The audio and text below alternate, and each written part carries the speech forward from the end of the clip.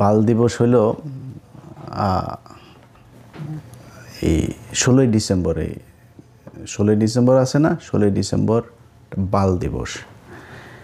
এটার এদিক ওদিক যেটা বলবি, আমার বউয়ের জুতা নিয়ে আসছে আজকে, এই না, এটা দিয়ে হাগু লাগায় এটা দিয়ে মুখের মধ্যে মারা হবে। 16ই ডিসেম্বরের যে বিজয় দিবস বলবি ওইটারে। মুক্তিযুদ্ধ নিয়ে কিছুই বলা যাবে না, বিশাল আকারে মুক্তিযুদ্ধরে নিয়ে একদম আলাপই করা যাবে না। এটা কোরআন নাকি যে এটার কোনো পরিবর্তন নাই, কোনো কিছু নাই, কোনো আলোচনা করা যাবে না। মুক্তিযুদ্ধের সময় এখন পর্যন্ত যারা মুক্তিযোদ্ধা আছে, আমাদেরকে যারা মুক্তিযোদ্ধা বলে, যারা যুদ্ধ করে দেশ স্বাধীন করেছে, এই মুক্তিযুদ্ধ মন্ত্রী ছিল এই যে মুজাম্মেল, নিকোলের বয়ফ্রেন্ড। 5 তারিখের আগের দিন পর্যন্ত নিকোলের মতো এরকম অনেক নারীদের খেয়ে গিয়েছে। তার মানে শরীরে শক্তি টক্তি ভালোই আছে। তো এরকম মুক্তিযোদ্ধা সারা দেশে আছে না? 20,000 টাকা করে ভাতা নিচ্ছে। এদেরকে ডাক দিয়ে আপনি জিজ্ঞেস করতে পারতেন না যে ভাই আসলে কতজন মুক্তিযোদ্ধা ছিল, কে কে রাজাকার ছিল, কার কার মারে পাকিস্তানিরা নিয়ে লাগাইলো? এগুলো করা যাইতো, তো খোঁজ নেওয়া যাইতো না? করেন নাই। কারণ কি? এটা বিশাল একটা গ্যাপ এই জায়গায় আছে। এই ভ্যাকিউম কেউ পূরণ করিতে চায় না। কারণ কি? এইটা করলেই এই যে ব্যবসা, এই ব্যবসা সব শেষ। এই ব্যবসা তো কেউ বন্ধ করতে হবে না। এই যে এখন দেখেন না, আওয়ামী লীগ চলে গিয়েছে, এখন বিএনপি এসেছে, এসে তারপরে সেই ব্যবসা আবার শুরু করেছে। সব শেষ। তারেক রহমানের একটা বক্তব্য শুনলাম। তারেক রহমান ভাই, আপনি সব শেষ যে বক্তব্য দিয়েছেন, আপনার বক্তব্য কিন্তু আমরা এই 71-এর মুক্তিযুদ্ধ নিয়ে গত 6 বছরে 7 বছরে আপনার অনেক বক্তব্য আমরা শুনেছি। আপনি কিন্তু একদম মানে পড়াশোনা যে প্রচুর করেছেন ইতিহাস নিয়ে, সেটা বোঝাই গিয়েছে। আপনি বই ধরে ধরে তারপরে এই আলোচনাগুলো করতেন, সেই বক্তব্য শুনেছি। আজকের এই 2 দিন আগের যে বক্তব্য আপনি ইতিহাস নিয়ে দিয়েছেন, সেই ইতিহাসের বক্তব্য আর আপনি এতদিন যে বক্তব্য বলেছেন সেটা মিলছে না একসাথে। যদি আওয়ামী লীগের বয়ান যদি আপনি ইতিহাস মনে করেন, তাহলে আওয়ামী লীগের বয়ান অনুযায়ী আপনার আব্বা কিন্তু একজন রাজাকার। এটা কিন্তু মাথায় রেখে তারপরে ইতিহাস নিয়ে আলোচনা করতে হবে, খুব সাবধানে। আর যদি মনে করেন না আসলে ইতিহাস নিয়ে কথা বলতে চাই, ইতিহাস যেটা সত্য সেটাই জানাইতে চাই, তাহলে অনুরোধ থাকবে আল্লাহর হস্তে আপনাদের নির্বাচনী ইশতেহারে যেন এবার থাকে কতজন মানুষ মারা গিয়েছে, কতজন মানুষ ধর্ষিত হয়েছে, কতজন মানুষ আসলে মুক্তিযোদ্ধা ছিল, কতজন রাজাকার ছিল, এটা আমরা দিব, এটা জরিপ করব। আর বেশি দিন সময় নাই কিন্তু। জেনুইন অরিজিনাল মুক্তিযোদ্ধা, এই মুজাম্মেলদের মতো ভুয়া মুক্তিযোদ্ধা না, অরিজিনাল মুক্তিযোদ্ধা তারা কিন্তু এখন সবার বয়সী 70-এর উপরে। আর 5 বছর পরে কিন্তু একটারও খুঁজে পাওয়া যাবে না। খুঁজে পাওয়া গেলেও তাদের বক্তব্য রেকর্ড করতে পারবেন না, কারণ সেই অবস্থা তাদের শারীরিক মানসিকভাবে থাকবে না। অতএব আপনাদের ইশতেহারে থাকতে হবে যে আমরা জানতে চাই এই প্রজন্ম, আমি আমার চাইতে ছোট বয়সের যারা মুক্তিযুদ্ধ দেখি নাই, আমরা জানতে চাই আসলে কি ঘটেছিল 71-এর বাংলাদেশে। এটা জানার অধিকার আমাদের সবার আছে। এখন যদি আওয়ামী লীগের বয়ান দিয়ে যদি চালাইতে চান, খুব খেয়াল করে তারপরে সামনে পা ফেলতে হবে। কিন্তু ধরেন এই পৃথিবীর ভেতরে ধরেন একটা দেশ বলেন, এক্সেপ্ট এই আপনার মিডল ইস্ট, যেসব আর চীনের মতো যেসব দেশে রাজতন্ত্র, একনায়কতন্ত্র, কমিউনিস্ট, এই টাইপের দেশটাই যেগুলি আছে, এর বাইরে যেখানে গণতন্ত্রের প্র্যাকটিস আছে, পৃথিবীর এমন কোনো দেশ দেখাইতে পারবেন না যেই দেশে অ্যাট এ টাইমে প্যারালালি 3টা পলিটিক্যাল দল এক্সিস্ট করে। 2টা, সবখানে 2টা। আপনি আমেরিকা বলেন, লন্ডন বলেন, যত মানে বড় বড় আপনার দেশ যা আছে, সেটা এই ইন্ডিয়া বলেন আর বাংলাদেশ বলেন, কখনোই কিন্তু 3 দল একসাথে সমান শক্তিশালী 3টা বিরোধী দল পৃথিবীর কোথাও নাই। যেখানেই যাবেন আপনি 2টা। এখন বাংলাদেশে 2টা শক্তিশালী রাজনৈতিক দল আছে, একটা বিএনপি, একটা জামাত। আমার মনে হয় এখনও বিএনপি সবচাইতে বড় দল, 2 নম্বরে যদি জামাত ধরেন, কিন্তু খুব শক্তিশালী। কিন্তু এটা খালি মানে মুখের কথা না, এটা বিএনপিও হারে হারে টের পাচ্ছে যে জামাত যে ভেতরে ভেতরে যে কী পরিমাণে ভোট তাদের বেড়েছে। এখন 3 নম্বর আরেকটা দল এরকম বড় বৃহৎ আকারে আসবে সেই সুযোগ নাই। যদি আসে সেটা বিএনপি আসবে। যদি বিএনপি মনে করে যে 71-এর সেই আওয়ামী বয়ান নিয়েই আসবে, তাহলে বিএনপির মোড়কে কিন্তু আওয়ামী লীগ চলে আসবে। নামে মনে হবে, সবারকে দেখে মনে হবে এই তো বাংলাদেশ জাতীয়তাবাদী দল, কিন্তু এই দলে জাতীয়তাবাদের কেউ থাকবে না। এখানে সবই সেই আওয়ামী লীগের মতোই, সেই লোকজনের কথা, সেই সব কিছু তাদের মতোই মনে হবে। আর সেটা যদি তারেক রহমানের বক্তব্যটাও যদি সেই রকম হয় তাহলে তার কিছু বলার নাই। একমাত্র জিয়া পরিবারকে আমরা বিশ্বাস করি যে না, তারা অন্তত বাংলাদেশ জাতীয়তাবাদের এই বাংলাদেশে তারাই হচ্ছে গিয়ে প্রণেতা, এবং তাদের হাত ধরে এটা শুরু হয়েছিল। তাদের এই পরিবার যতদিন থাকবে বাংলাদেশ জাতীয়তাবাদ এটা থাকবে। এখন বাঙালি জাতীয়তাবাদে যদি আপনি যাইতে চান, সেটা আবার ওইটা কিন্তু আওয়ামী লীগের নিয়ে হয়ে যাবে। তখন নামে থাকবে হয়তো বিএনপি। আওয়ামী লীগের ইতিহাস বাংলাদেশে শেষ, এটা মনে মনে আপনাকে বেঁচে রাখতে হবে। সব শেষ। শেখ হাসিনার কথা আপনারা টেলিগ্রামে যারা শুনেছেন যে এখন আমাদের আর কী করা, আমাদের আর করণীয় না, আমাদের গেরিলা হামলা করতে হবে। মানে বক্তব্য বুঝেছেন তো যে তার হাতে আর কোনো কিছু করার নাই।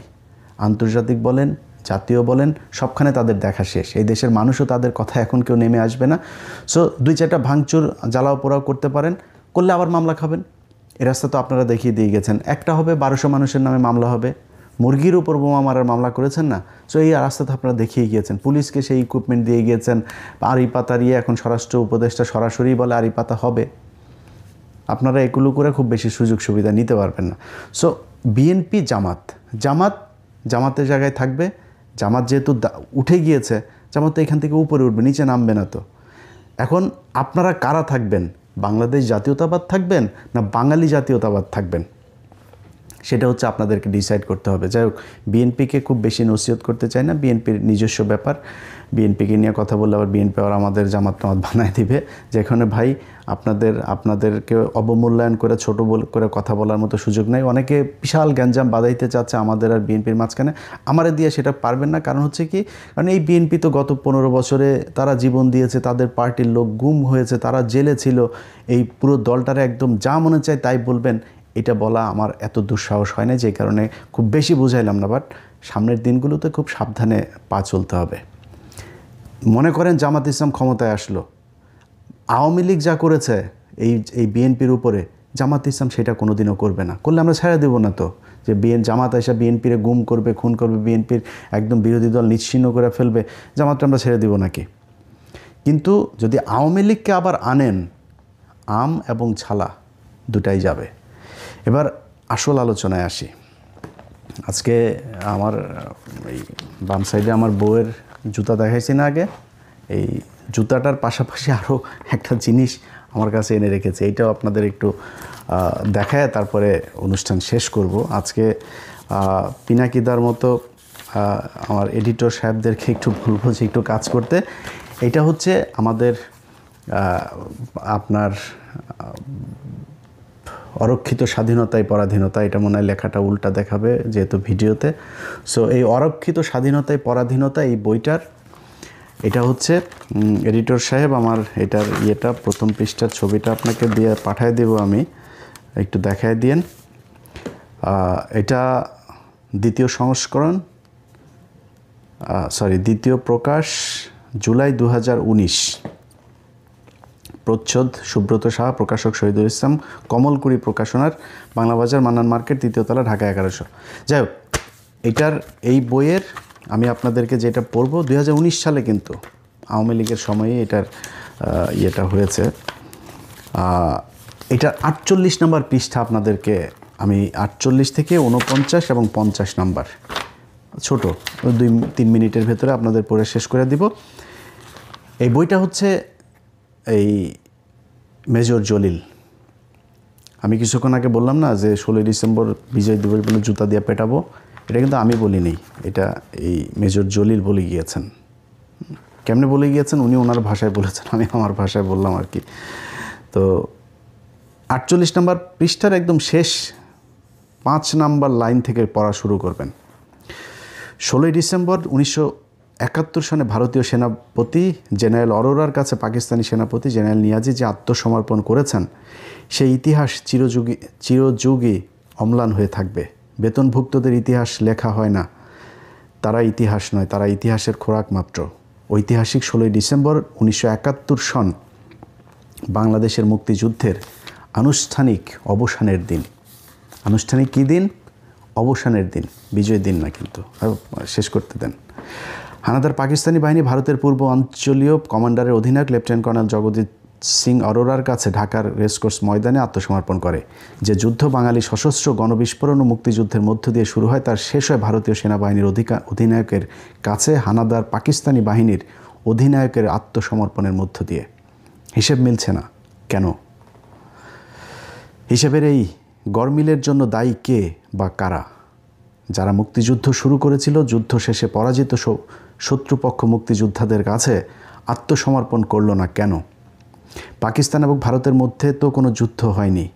মুক্তিযুদ্ধ সংঘটিত হয়েছিল হানাদার পাকিস্তানি সেনাবাহিনী এবং মুক্তিকামী বাঙালি জনগণের মধ্যে। ভারতীয় সেনাবাহিনীর কাছে পাকিস্তানি সেনাবাহিনীর আত্মসমর্পণের হেতুটি দেখা দিল কেন? কোন উদ্দেশ্যে? মুক্তিযুদ্ধের সর্বাধিনায়ক কর্নেল উসমানীর কাছে পাকিস্তানের পরাজিত নিয়াজি আত্মসমর্পণ করলেন না কেন? আত্মসমর্পণের সময় কর্নেল উসমানী উপস্থিত ছিলেন না কেন? অনুপস্থিত ছিলেন কেন? আত্মসমর্পণের বেশ কয়েকদিন পর কর্নেল উসমানী ঢাকায় এলেন কেন? এ সময়কাল তিনি কোথায় ক্ষেপণ করেছেন? তিনি কি তাহলে সত্যিই কলকাতায় বন্দী ছিলেন? আজও বাংলাদেশের জনমনে নানান প্রশ্নের ভিড় জমেছে। এসব প্রশ্নের উত্তর দেশবাসী আওয়ামী লীগের কাছে থেকে প্রত্যাশা করেছে, কিন্তু আওয়ামী লীগ নেতৃত্ব এবং ভারতে অবস্থানরত প্রবাসী আওয়ামী লীগ নেতৃত্ব এ সকল প্রশ্নের জবাব দেওয়ার আজ পর্যন্ত কোনো তাগিদই বোধ করেনি। তাছাড়া আত্মসমর্পণের পর এক সপ্তাহের পরে প্রবাসী আওয়ামী লীগ সরকার বাংলাদেশে ফিরে এসে বিনা প্রশ্নে গদিতে বসেন। মুক্তিযুদ্ধের সর্বাধিনায়ক ঐতিহাসিক আত্মসমর্পণ অনুষ্ঠানে কেন অনুপস্থিত ছিলেন সে সত্যটি উদ্ঘাটন করার জন্য আজ পর্যন্ত কোনো তদন্ত কমিটি গঠন করা হলো না। অথচ মুক্তিযুদ্ধের এই অসহায় মহানায়ক কর্নেল ওসমানীর কতই না প্রশংসা। কেন এই মিছিমিছি প্রশংসা? এর অন্তরালে কী রহস্য? রহস্য তো নিশ্চয়ই রয়েছে।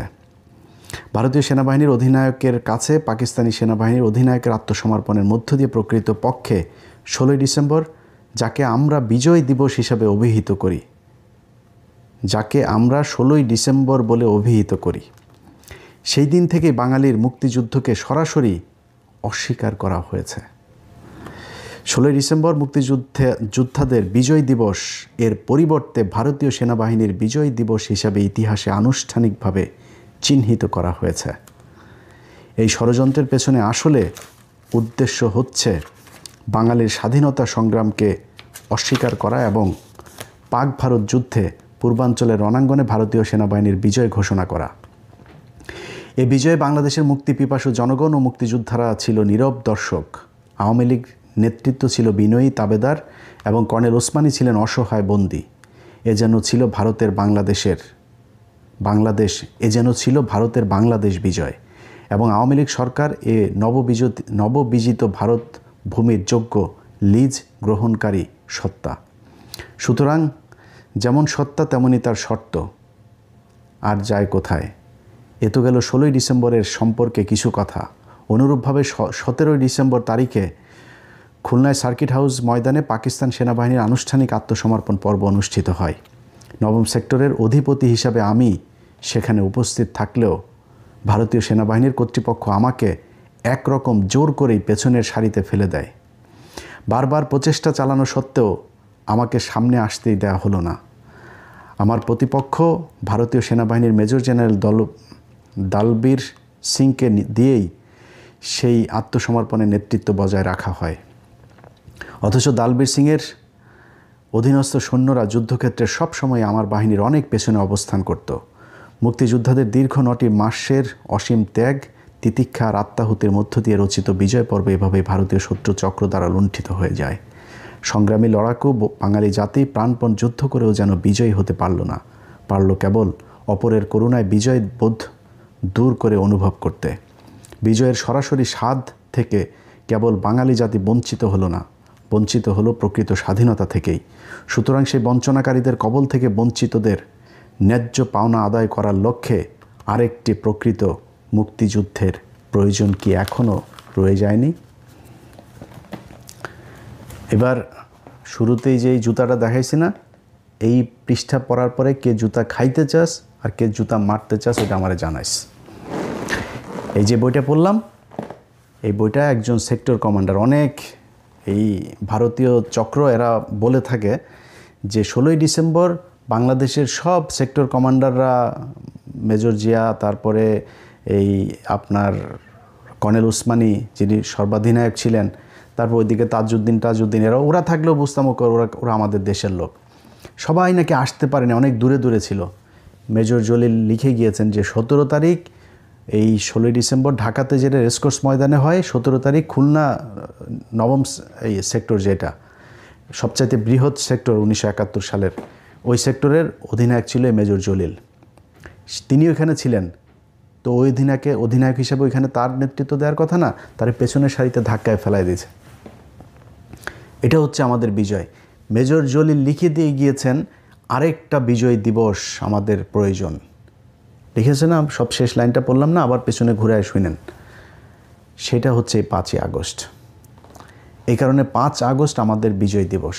এখন ঘুরায়া পেঁচায়া মুক্তিযুদ্ধ নিয়ে কোনো কথা বলা যাবে না, মুক্তিযুদ্ধের ব্যাপারে কোনো কথা, মুক্তিযোদ্ধাদের নিয়ে কোনো কথা বলা যাবে না।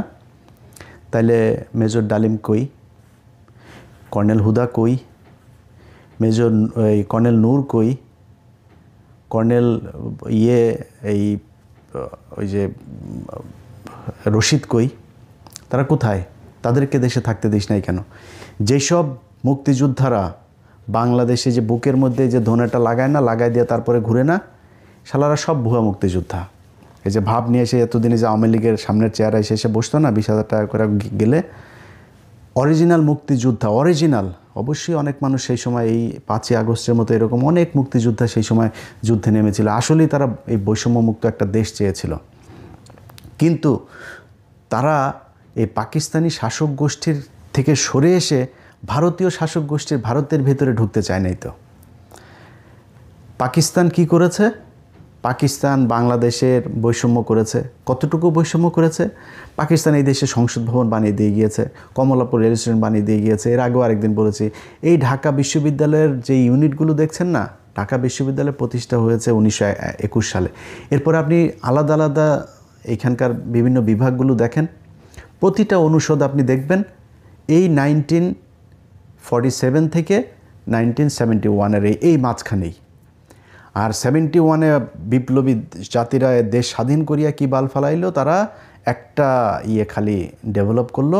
সেটা কোনটা? 1974 সালে। সেটা হচ্ছে চারুকলা একাডেমি, যেখানে সব বিজ্ঞানী এখন হয় যে কিসের গোয়ার মধ্যে কিমি ঢুকায় পয়লা বৈশাখে দেখেন না একটা শোভাযাত্রা বের হয়, এইটা এই রয়ের একটা হেডকোয়ার্টার এখানে বানালো। এখান থেকে নাস্তিক পয়দা হয়।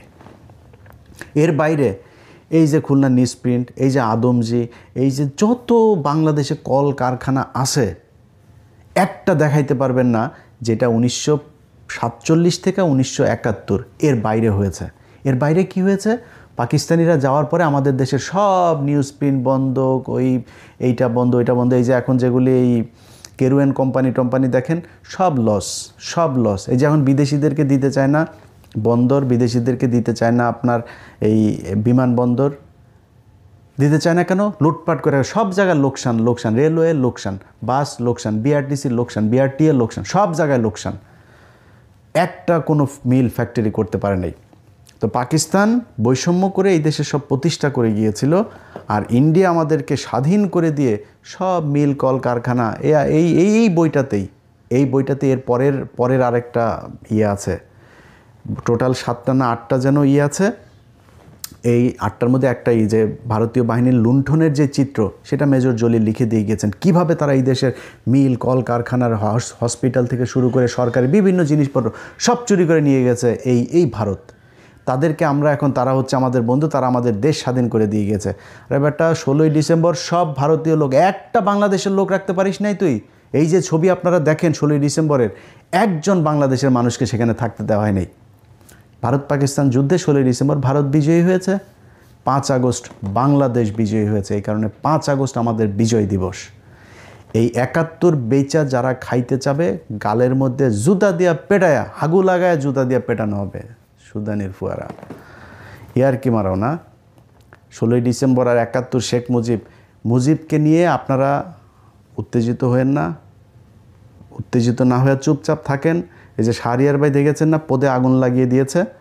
এদের পদে আগুন, এই চাপাবাজি করার দরকার নেই ভাই। বই দেখায় মুক্তিযোদ্ধারা যে বই লিখে দিয়ে গিয়েছে, এক, তাজউদ্দিনের মেয়ের বই যদি পড়েন আওয়ামী লীগের লোকের 90% ইমান চলে যাবে। খালি তাজউদ্দিনের মেয়ের এই তাজউদ্দিন আহমেদ নেতা ও পিতা বইটা পড়বেন, 99% ইমান ওই দিনই শেষ হয়ে যাবে। আওয়ামী লীগের প্রতি ওদের তো এটা ধর্ম, ওই ধর্মের যারা বাসিন্দা আছেন সব ইমান শেষ হয়ে যাবে। বই দেখায় দেখায় পৃষ্ঠা নাম্বার বলে বলে, কালকে বই বের করছি সব, ওখানে কোন কোন মার্ক করে রাখছে, যে মার্ক করা দেখছেন না বইয়ে, মার্ক করে করে রাখছে কিন্তু এগুলি, যখন যেটা যেখানে মনে করেছে যে এটা ভবিষ্যতে কাজে লাগবে তো ওইটা এই কারণে মার্ক করে করে রেখেছি। এগুলো সব এক এক এক এক এক এক করে করে আপনাদের সব দেখানো হবে। মুক্তিযোদ্ধা নিয়ে কত জাউরামি হয়েছে এই দেশে, এই জাউরামি থেকে এই জাতিকে বের হইতে হবে। এই বালের মুক্তিযুদ্ধ বেচাই এই জাতির আর খাইতে দেওয়া যাবে না। এবং এই দেশের মানুষ ওই মুডেও নাই, ওরা সারাদিন চিল্লাপাল্লা করুক ফেসবুকে। ওদের এখন ওদের গ্রুপে মোটামুটি মানে এই জায়েদ খান আগে ছিল না, ওই যে চলচ্চিত্রের এক জোকার, আমাদের এইখানে এখনকার এক এই জোকার, ওই যে আমতারেক টারেক, তারপর ওই যে বিরানি আলম টালম, এইসব জোকার কিছু, ওদের খালি এখন হিরো আলম ছাড়া মোটামুটি সবাইকে ওরা ওদের দলে নিয়ে নিয়েছে। কোনো ভদ্র শিক্ষিত কোনো যারা ইতিহাস জানে, যাদের মানুষ পছন্দ করে, যারা দেশপ্রেমিক, যারা দেশের কথা বলে, একজনও ওনাদের দলে নাই। ওনাদের দলে এখন সব এই চোর ভাটফাট ঠাটফাট যেগুলি আছে। হিলাল আলম ভাই, আপনি আবার রাগ করেন, এমনি আপনার নাম বললাম, আপনি তো ফান টান করেন, মজা টজা দেখান, এই কারণে বললাম আর কি। মানে আপনারও যে কোনো সময় ওইখানে নিয়ে নিতে পারে, যদি আপনি ওদের মতো অসভ্য না, এটা আগে বুঝাই নিলাম। যাই হোক ভাই, এই মুক্তিযুদ্ধের ইতিহাস নিয়ে ওরা যেভাবে কথাবার্তা বলে কিচ্ছু বলা যাবে না। যদি সেটা হয় তাহলে মেজর ডালিমকে দেশে ফিরে আনতে হবে মাপ চায়। নূর ভাই আছে, ওনাকে দেশে নিয়ে যাইতে হবে। এখানে রাশেদ ভাই আছে, রাশেদ ভাইরে মাপ চায় দেশে নিয়ে যাইতে হবে। তো এগুলির করা লাগবে। রাশেদ ভাই আমি জানি না, রাশেদ ভাই অনেক দিন ধরে উনি আমার ফোন টোন, ওনার সাথে কথা হয় না, অসুস্থ কিনা জানি না। যাই হোক, রাশেদ ভাই ভালো থাকেন। প্রিয় ডালিম ভাই, আপনাদের ইনশাল্লাহ যদি নাকি আল্লাহ কোনো দিন সুযোগ দেন, আপনারা এই জাতির অরিজিনাল মুক্তিযোদ্ধা, যেটা বললাম যে যারা এতদিন ধরে এই যে বুকে এগুলি লাগে করতে, এগুলি সব ভুয়া মুক্তিযুদ্ধ। এই শালারা একটাও মুক্তিযুদ্ধ করে নাই। যারা মুক্তিযোদ্ধা তাদের মাথা মানে পাগলের মতো আচরণ করেছে 16ই ডিসেম্বরের পর থেকে, যে এই আমরা কি স্বাধীন করলাম, এটা তো স্বাধীন হয় নাই। 15ই আগস্ট এই মুজিবের গোষ্ঠী শুদ্ধ বিচিতে চাইপা তারপর ওরা একটু শান্তি পেয়েছিল, সেটারও আবার জিয়াউর রহমান আবার পদ মেরে দিয়েছেন। জিয়াউর রহমান এই লোকগুলিরে থাকতে দেন নাই। জিয়াউর রহমান যদি ওই দিন এই লোকগুলিরে থাকতে দিত, তাইলে কিন্তু জিয়াউর রহমানকেও মরতে হয় না, এই দেশও আবার ভারতের ইয়েতে যায় না। অতএব জিয়াউর রহমান একজনকে এনেছিলেন, সেটা হচ্ছে শেখ হাসিনা, এনে নিজে জীবন দিয়েছিলেন। এখনকার বিএনপির তারেক রহমান সাহেব যদি ভালোবেসে আবার শেখ হাসিনা বা আওয়ামী লীগের জয় পুতুল এদেরকে আনতে চান, আপনার অবস্থাও কিন্তু আপনার বাপের মতোই হবে। অতএব খুব হিসাব করে লস কতটুকু করবেন। হ্যাঁ, আপনি এবার হয়তো ক্ষমতায় না আসতে পারেন, পরের বার আসবেন, দল গুছান, ভালো করেন, ভালো। আপনি জামাত ইসলামের তো ভুল আছে, দোষ আছে, সমস্যা আছে, সেগুলি তুলে ধরেন আপনার পরের বার আসবেন। মেরে ফেলবে না, মাজা কোমর ভাঙবে না, দেশ থেকে বের করে দিবে না, পয়জন দিয়ে জেলখানায় নিয়ে আপনার মায়ের মতো মারবে না, দেশে থাকতে পারবেন, একটা সহনশীল পরিবেশ থাকবে। এই যে এইবার অনেক কিছুই তো হচ্ছে জামাত বিএনপির মধ্যে, আপনি দেখেন জামাতের লোকজন যাচ্ছে হসপিটালে দেখতে, বিএনপির মহাসচিব এই বদমাইশও দেখলাম তায়ের বাইরে দেখতে গেছে, তাও এতটুকু তো আছে এখনও পর্যন্ত। আওয়ামী লীগের সাথে কি এটা ছিল নাকি? আরে ভাই, আপনি বিরোধী দল, একটা রাষ্ট্র, জমি নিয়ে, 1 কাঠা জমি নিয়ে মারামারি করে মানুষ মারা যায়। একটা রাষ্ট্রের ক্ষমতার এটা নিয়ে 2-4-5 হাজার মানুষও মারা যাইতে পারে, কিন্তু আপনার সাথে একদম মানে বিচ্ছিন্ন হয়ে যাবে। ওরা আরেক দেশ আইনা তারপরে এই দেশ দখল করায় ওদেরকে শায়েস্তা করতে হবে, গুম করতে হবে, জঙ্গি নাটক সাজাইতে হবে, এগুলি এই দেশে চলতে দেওয়া যাবে না। আর যারা যতই উত্তেজিত হয়ে যাচ্ছেন, এত উত্তেজনার কিছু নাই। শাহরিয়ার ভাই একানা, শাহরিয়ার ভাইয়ের সাথে এই দেশের প্রতিটা মানুষ আছে। আপনাদের সাথে ওই যে কিছু অখাদ্য কুখাদ্য যেগুলি বিরিয়ানি টিরানি এগুলি নিয়ে আপনারা বসে থাকেন, কোনো সমস্যা নেই। এবং এই যে টকশোতে নিয়ে কারা কারা এইসব এই আওয়ামী লীগের এগুলোর নিয়ে বয়ান চালাচ্ছেন না, এগুলো কিন্তু আমরা তাদের বয়ান হিসাবে নিচ্ছি না। আমরা ওই প্রতিষ্ঠানের ওই কোন সাংবাদিক ওইটার নেতৃত্ব দিচ্ছে, কোন গ্রুপের টেলিভিশন, এটা কোন গ্রুপের পত্রিকা, ওগুলো কিন্তু আমরা নজরে রাখছি। সো হিসাব করে পা ফেলতে হবে। বিপ্লব এখনও শেষ হয়ে যায় নাই। এই দেশে যদি মনে করেন যে এত তাড়াতাড়ি আওয়ামী লীগকে আর ইন্ডিয়াকে আবার ফেরত এনে করবেন আগের মতো, এটা এত ইজি হবে না। আমরা আসি, ইতিহাসের বই ধরে ধরে, পৃষ্ঠা লাইন ধরে ধরে এই দেশের মানুষকে পড়ানো হবে যে 71-এ আসলে কি ঘটেছিল। আর এক সপ্তাহ পরে বাংলাদেশে বাল দিবস বুঝেন তো? অনুষ্ঠানের ভিডিও পুরাটা দেখা তারপরে শেষ করতে হবে। একটু শুই না পাশার মধ্যে গরম তাপ লাগা তারপরে জাম করে উঠা গেলে হবে না। শেষ পর্যন্ত উঠা তারপরে বলে যাইতে হবে যে ইলিয়াস ভাই কি আসলে ঠিক বললো নাকি ব্যাঠিক বললো। যদি ব্যাঠিক বলি আমার জুতা দিয়ে পেটায়েন, কোনো সমস্যা, আপনাদের সবার জুতা নিয়ে আমার গালে আমি নিব, কোনো সমস্যা নেই। শেষ করে যাইতে হবে, এটা অনুরোধ থাকলো। খুব গুরুত্বপূর্ণ প্রতিটা কথার, মানে এমনিতেও তো মানে দাম আছে। যেমন এই যে কথা বলছি না, 10 মিনিটের কথা অনেক টাকা দেয় কিন্তু ইউটিউব আমাকে। সো এমনিতেও দাম আছে, কথাগুলো অনেক দামি কথা, এটা শোনা যাইতে হবে। বেশিক্ষণ লম্বা করব না আজকের ভিডিও।